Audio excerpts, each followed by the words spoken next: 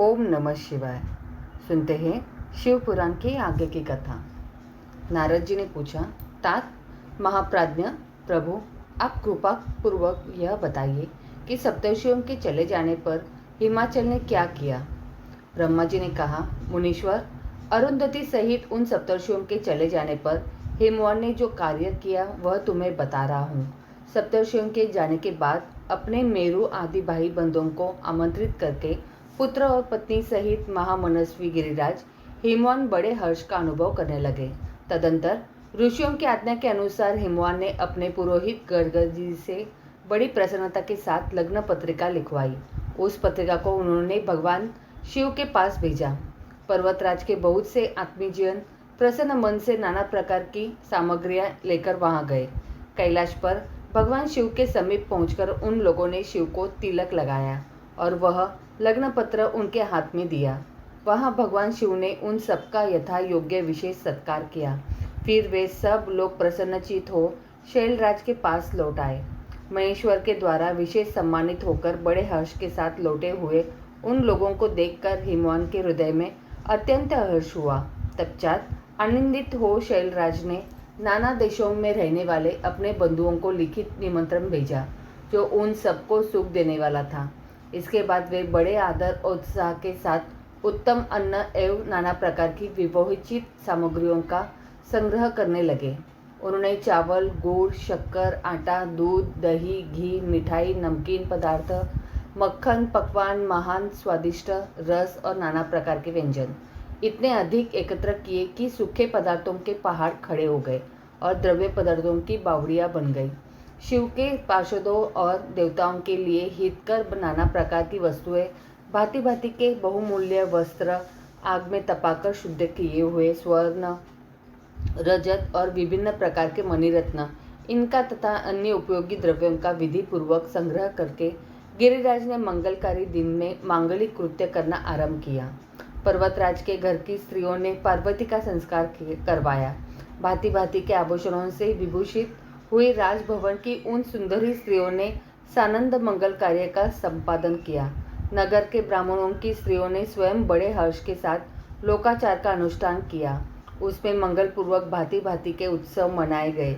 हर्ष भरे हृदय से उत्तम मंगलाचार का संपादन करके हिमालय भी सर्वतोभावेन बड़े प्रसन्न हुए और अपने निमंत्रित बंधुजनों के आगमन की उत्सुकता पूर्वक प्रतीक्षा करने लगे। इसी बीच में उनके निमंत्रित बंधु बांधव आने लगे। देवताओं के निवासभूत गिरिराज सुमेरु दिव्य रूप धारण करके नाना प्रकार के मणियों तथा महारत्नों को यत्नपूर्वक साथ ले अपनी स्त्री पुत्री के साथ हिमालय के घर आए। मंदराचल, अस्ताचल, उदयाचल, मलय, दूर निषद, गंधमादन, करवीर, महेंद्र, पारियात्र, क्रोंच, पुरुषोत्तम शैल, नील, त्रिकूट, चित्रकूट, वेंकट, श्रीशैल, गोमाक, द नारद, विंध्यव, कालंजर, कैलाश तथा अन्य पर्वत दिव्य रूप धारण कर अपने स्त्री पुत्रों के साथ बहुत सी भेंट सामग्री ले वहां उपस्थित हुए। दूसरे द्वीपों में तथा यहाँ भी जो पर्वत है वे सब हिमालय के घर पधारे। शिवा और शिव का विवाह है यह जानकर सबने बड़ी प्रसन्नता के साथ वहां पदार्पण किया।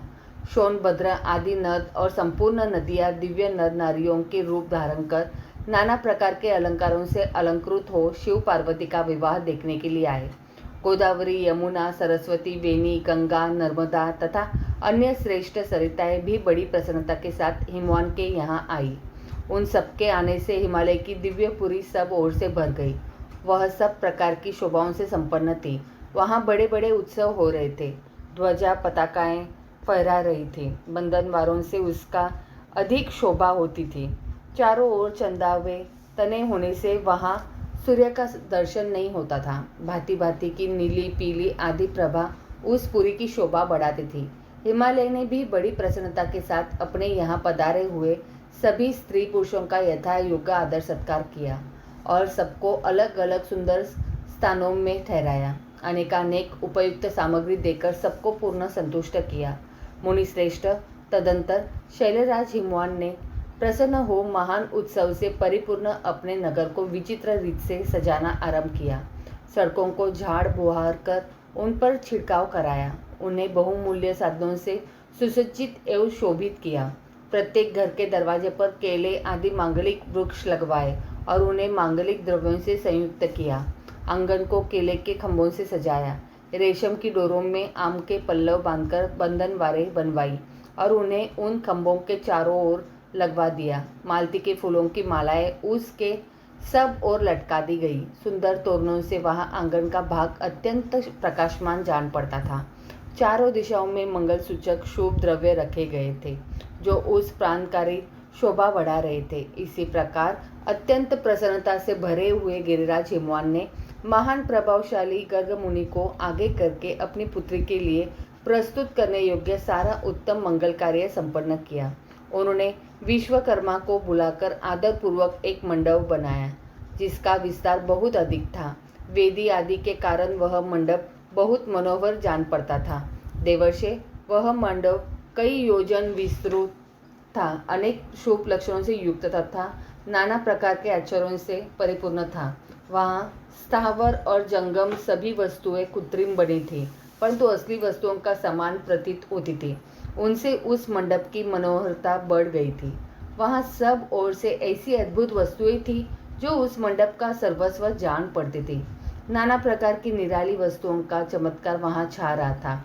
वहाँ की स्थावर वस्तुओं से जंगम और जंगम वस्तुओं से स्थावर पराजित हो रहे थे, अर्थात वे एक दूसरे से बढ़कर शोभाशाली और चमत्कारपूर्ण दिखाई देते थे।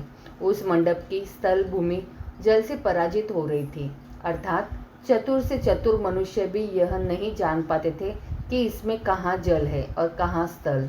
कहीं कृत्रिम सिंह बने थे और कहीं सरसों की पत्तियाँ, कहीं बनावटी मोर थे जो अपनी सुंदरता से मन को मोह लेते थे। कहीं कृत्रिम स्त्रियाँ थी जो पुरुषों के साथ नृत्य करती हुई देखी जाती थी। वे कृत्रिम होने पर भी सब लोगों की ओर देखती और उनके मन को मोह डालती थी। उसी विधि से मनोहर द्वारपाल बने गए थे जो स्थावर होने पर भी जंगमों के समान जान पड़ते थे। वे अपने हाथों से धनुष उठाकर उन्हें खींचते देखे जाते थे। द्वार पर कृत्रिम महालक्ष्मी खड़ी थी जिनकी रचना अद्भुत थी। वह समस्त शुभ लक्षणों से संयुक्त दिखाई देती थी। उन्हें देखकर ऐसा जान पड़ता था मानो क्षीर सागर से साक्षात लक्ष्मी आ गई हो। उस मंडप में स्थान स्थान पर सजे सजाए कृत्रिम हाथी खड़े किए गए थे जो असली हाथियों के समान ही प्रतीत होते थे। घोड़सवारों सहित घोड़े और हाथी सवारों सहित हाथी बनाए गए थे। जहाँ तहाँ रथियों सहित रथ बने थे जो कृत्रिम अश्वों से ही खींचे जाते थे। उन्हें देखकर लोगों को बड़ा आश्चर्य होता था। इनके सिवा दूसरे कृत्रिम वाहन भी वहाँ खड़े थे। पैदल सिपाहियों की कृत्रिम सेना भी वहाँ मौजूद थी। मुने प्रसन्न चित्त वाले विश्वकर्मा ने देवताओं और मुनियों को भी मोह में डालने के लिए वहाँ ऐसी अद्भुत रचनाएं की थी। मंडप के समान सबसे बड़े फाटक पर कृत्रिम नदी खड़ा था जो शुद्ध स्फटिक मणि के समान उज्ज्वल कांति से सुशोभित होता था। भगवान शिव के वाहन नंदी की जैसी आकृति है, ठीक वैसा ही वह भी था।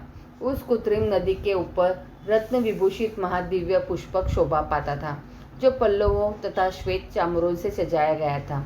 उसके वाम पार्श्व में 2 कृत्रिम हाथी खड़े थे जिनका रंग विशुद्ध केसर के समान था। वे 4 दांत वाले बनाए गए थे और 60 वर्ष के पाटों के समान दिखते थे। वे परस्पर स्नेह करते से प्रतीत होते थे। उनमें बड़ी चमक थी। इसी प्रकार सूर्य के समान अत्यंत प्रकाशमान 2 दिव्य अश्व भी विश्वकर्मा ने बनाए थे जो चांवर से अलंकृत और दिव्य आभूषणों से विभूषित थे। श्रेष्ठ रत्नमय आभूषणों से संपन्न कवचधारी लोकपाल तथा संपूर्ण देवता भी वहाँ विश्वकर्मा द्वारा रचे गए थे जो ठीक उन्हीं लोकपालों और देवताओं से मिलते जुलते थे।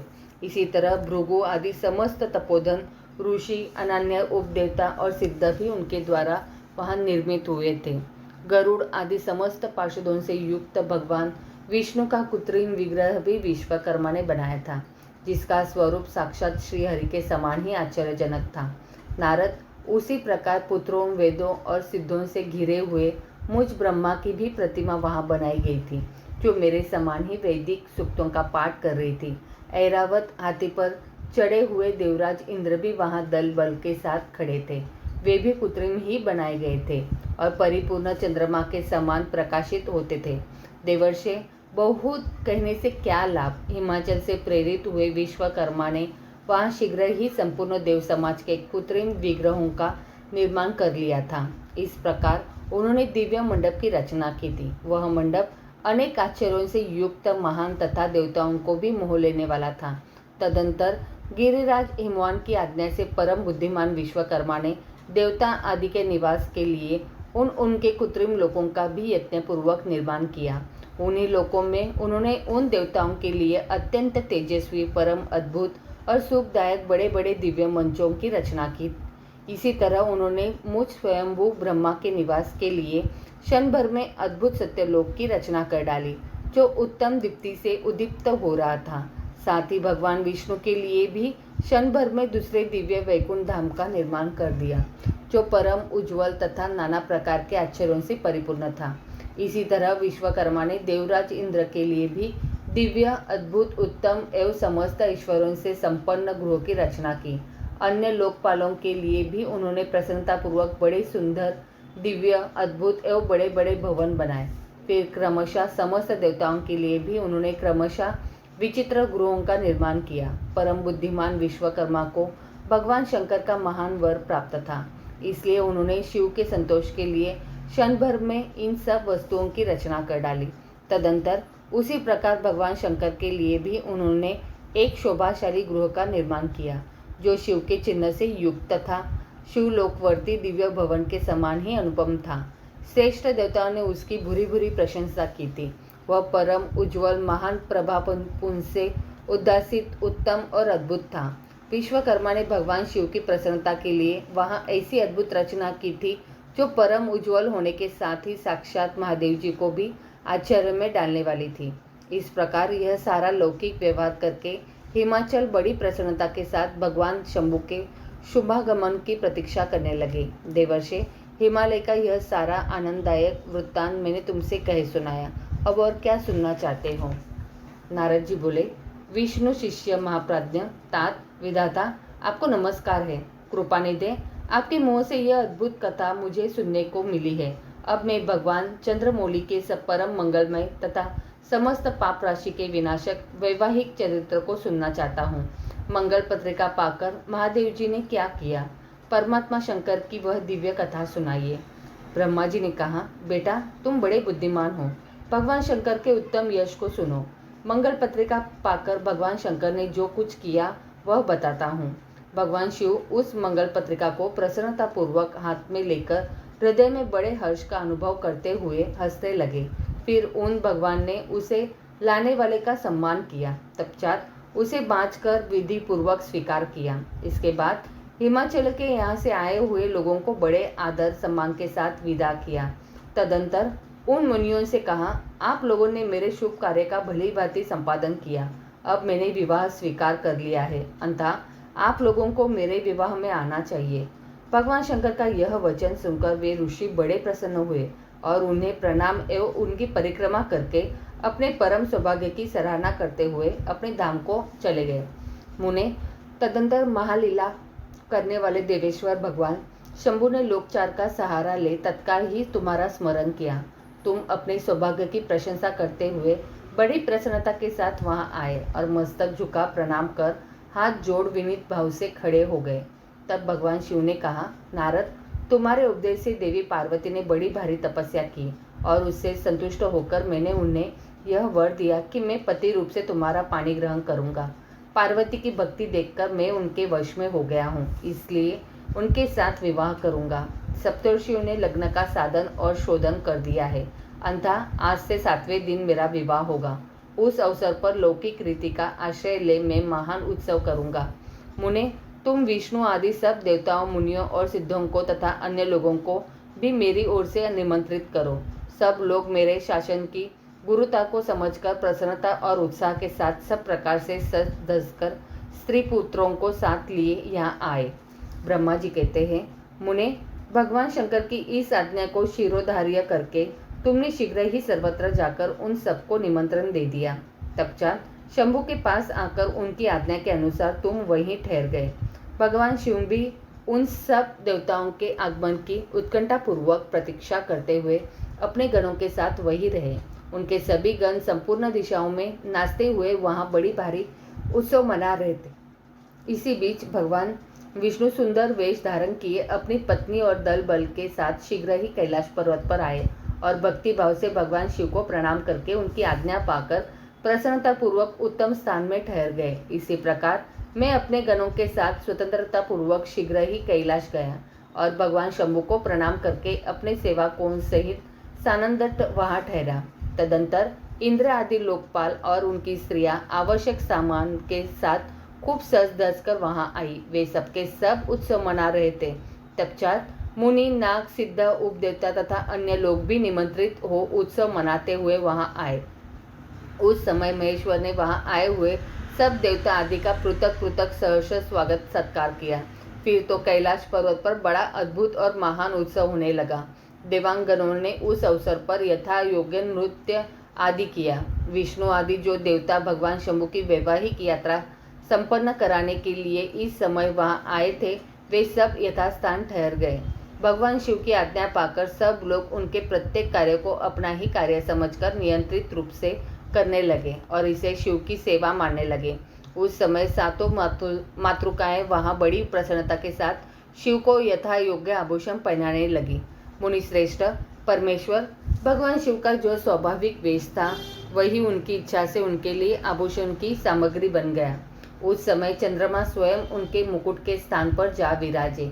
उनका जो सुंदर ललाटवर्ती तीसरा नेत्र था वही शुभ तिलक बन गया। मुने, कानों के आभूषणों के रूप में जो 2 सर्प बताए गए हैं वे नाना प्रकार के रत्नों से युक्त 2 कुंडल बन गए। अनन्य अंगों में स्थित सर्प उन अंगों के अति रमणीय नाना रत्नमय आभूषण हो गए। उनके शरीर में जो भस्म लगा हुआ था वही चंदन आदि का अंगराग बन गया और उनके जो गज, चर्म आदि परिधान थे वे सुंदर दिव्य दुकुल बन गए।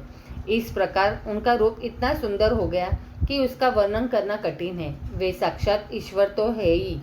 उन्होंने पूरा ऐश्वर्य प्राप्त कर लिया। तदंतर समस्त देवता, यक्ष, दानव, नाग, पक्षी, अप्सरा और महर्षिगण मिलकर भगवान शिव के समीप गए और महान उत्सव मनाते हुए प्रसन्नता पूर्वक उनसे बोले, महादेव, महेश्वर, अब आप महादेवी गिरिजा को ब्याह लाने के लिए हम लोगों के साथ चलिए, हम पर कृपा कीजिए। तत्पश्चात विज्ञान से प्रसन्नता हृदय वाले भगवान विष्णु ने भगवान शंकर को भक्ति भाव से प्रणाम करके उपयुक्त प्रस्ताव के अनुरूप ही बात कही। भगवान विष्णु बोले, शरणागत वत्सल, देव देव महादेव प्रभु, आप अपने भक्तजनों का कार्य सिद्ध करने वाले हैं, अतः मेरा एक निवेदन सुनिए। कल्याणकारी शंभु, आप गृह सूत्रोक्त विधि के अनुसार गिरिराज कुमारी पार्वती देवी के साथ अपने विवाह का कार्य कराइए।